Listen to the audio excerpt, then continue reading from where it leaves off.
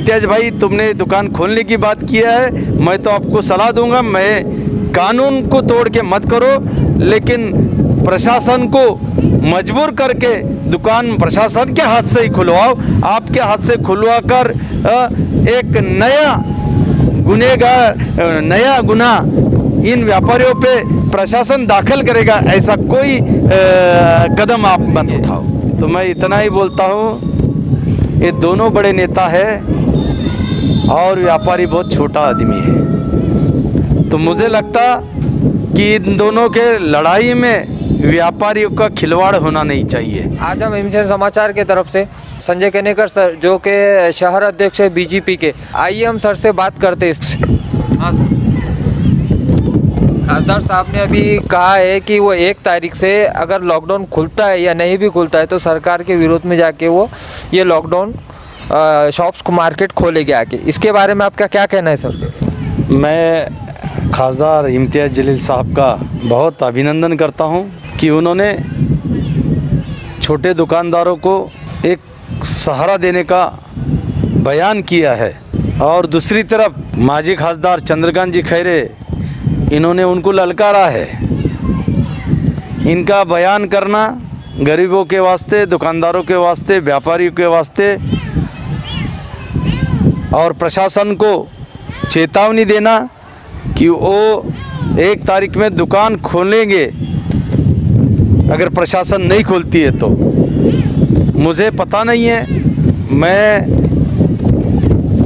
जब खासदार खैरे बोलते हैं कि हम शिवसेना स्टाइल इनको विरोध करेंगे, तो मैं इतना ही बोलता हूँ, ये दोनों बड़े नेता है और व्यापारी बहुत छोटा आदमी है। तो मुझे लगता कि इन दोनों के लड़ाई में व्यापारियों का खिलवाड़ होना नहीं चाहिए, क्योंकि व्यापारी पहले से त्रस्त है, महानगर पालिका से त्रस्त है, एमएससीबी से त्रस्त है, कलेक्टर से त्रस्त है, क्योंकि कई दुकानों को सील लगा दिया गया है, कई दुकानदारों पर गुने दाखिल किए हैं। ऐसे मसले में जब त्रस्त रहता है आदमी, वो सहारा ढूंढते रहता है, लेकिन उस सहारा ढूंढते समय उस सहारा का इस राजनेताओं ने गलत फ़ायदा नहीं उछलना चाहिए। मेरे को इनको दोनों एक अभी रूलिंग खासदार और माजी खासदार दोनों को विनती है, ये गरीब व्यापारी त्रस्त हो चुका है, इनको खिलवाड़ मत करो। आपको जो करना है अभी इनके साथ न्याय करने की ज़रूरत है। इम्तियाज भाई, तुमने दुकान खोलने की बात किया है, मैं तो आपको सलाह दूंगा, मैं कानून को तोड़ के मत करो, लेकिन प्रशासन को मजबूर करके दुकान प्रशासन के हाथ से ही खुलवाओ। आपके हाथ से खुलवा कर एक नया गुनाह इन व्यापारियों पे प्रशासन दाखिल करेगा, ऐसा कोई कदम आप मत उठाओ। आपकी ये पार्टी का क्या स्टैंड है इसमें, बीजेपी का, या लॉकडाउन के ऊपर? लॉकडाउन रहना चाहिए कि नहीं रहना चाहिए? मैं तो अभी बोलता हूँ, प्रशासन के गलत नीतियों की वजह से, लॉकडाउन के गलत नीतियों की वजह से कई रोजगार लोगों के हाथ से छूट गए हैं। कई दुकानदार घर बैठ के आत्महत्या के कगार पर है।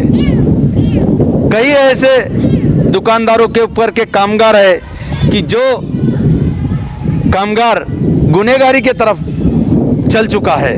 मुझे इतना ही बोलना है। आज मैं जिलाधिकारी को निवेदन दिया और कुछ व्यापारियों के मांग उनके सामने रखा। पहले उनके दुकान के सील तोड़ो, उनकी दुकान खुलवाओ, उनके ऊपर के गुने हटवाओ, और बहुत सारे मांग मैंने व्यापारियों के वास्ते किया है। और मैंने भी प्रशासन को चेतावनी दिया है, अगर आप लॉकडाउन शिथिल करके, जैसा आपने अत्यावश्यक सेवाओं के दुकानों को जैसी मुबा दिए, वैसी और कुछ दुकानदारों को और कुछ व्यापारियों को 4 से 5 घंटे की मुबा दीजिए और लॉकडाउन शिथिल कीजिए। ये विनती मैंने कलेक्टर किया। ऐसा अगर कलेक्टर नहीं करते हैं तो भारतीय जनता पार्टी काम करके दिखाने वाली पार्टी है। मैं कोई बात की वल्गना नहीं करूँगा, लेकिन मैं काम करके बताऊँगा, ये आपको बताता हूँ। बस आज के लिए इतना ही।